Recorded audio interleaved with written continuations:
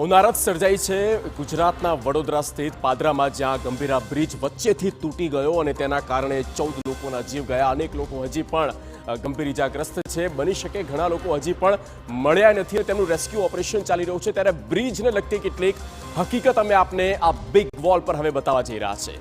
આ બ્રિજની કેટલીક વિગતો જાણો આપની સ્ક્રીન પર. જે 1986માં આ બ્રિજ, ગંભીરા બ્રિજ, તેનું નિર્માણ કરવામાં આવ્યું. 3 કરોડ 43 લાખના ખર્ચે આ બ્રિજનું નિર્માણ તે સમયે કરવામાં આવ્યું હતું.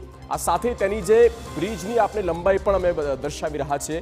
859.52 મીટર તેની લંબાઈ છે. બ્રિજની જે ઊંચાઈ છે તે 40 મીટરની છે. આ તેની ઊંચાઈ. જે સ્પાન છે, બ્રિજના પિલર્સ છે, તે કુલ 23 છે. 23 તેના સ્પાન છે. તેની પર આ બ્રિજ આખો ટકેલો છે. 120 ફૂટનું ગાબડું પડ્યું. જે વચ્ચેથી બ્રિજનો ભાગ તૂટ્યો, એ સ્લેબ તૂટ્યો, ત્યાં 120 ફૂટનું અંતર છે. અને 120 ફૂટનું આ ડિસ્ટન્સ કે જે બ્રેક થાય છે, તૂટે છે.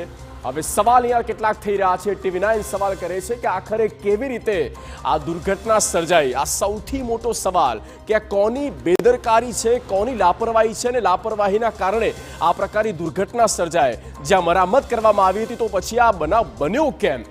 બ્રિજ તૂટી પડવા માટે કોણ જવાબદાર? ઘણો સમય થયો છે, કોઈ ખુલીને સામે નથી આવતું કે તે સમયના અધિકારી હોય કે પછી વર્તમાન અધિકારી કેમ ના હોય, જે માર્ગ મકાન વિભાગમાં બેઠેલા છે, સરકારમાં નિયુક્ત છે. હજી સુધી કોઈએ પણ જવાબદારી લીધી નથી. બ્રિજ જર્જરિત છે, તેની જાણ પહેલા કેમ ન થઈ? બ્રિજ આટલી ખસ્તા હાલતમાં છે, સ્થાનિકોને ખબર પડી કે ભાઈ આ બ્રિજ ખરાબ છે અને સુધારો, રિપેરિંગ કરો, રિપેર કરો, છતાં પણ ધ્યાનમાં ન લેવામાં આવ્યું.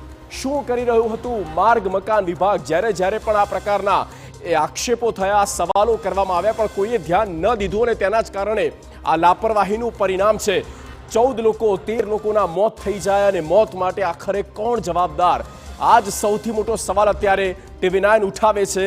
આ જવાબદારો જે છે, શું તેમને સજા આપવામાં આવશે ખરી? આ પણ સવાલ. કારણ કે જ્યારે પણ આ પ્રકારના બનાવો બને છે ત્યારે તપાસના આદેશ આપવામાં આવે છે, રિપોર્ટ સબમિટ થાય છે, કમિટીને સોંપાય છે, પણ કશું થતું નથી અને કેસ જ્યુડિશિયરી બનીને પડ્યો રહેતો હોય છે. કેટલીક વિગતો મેં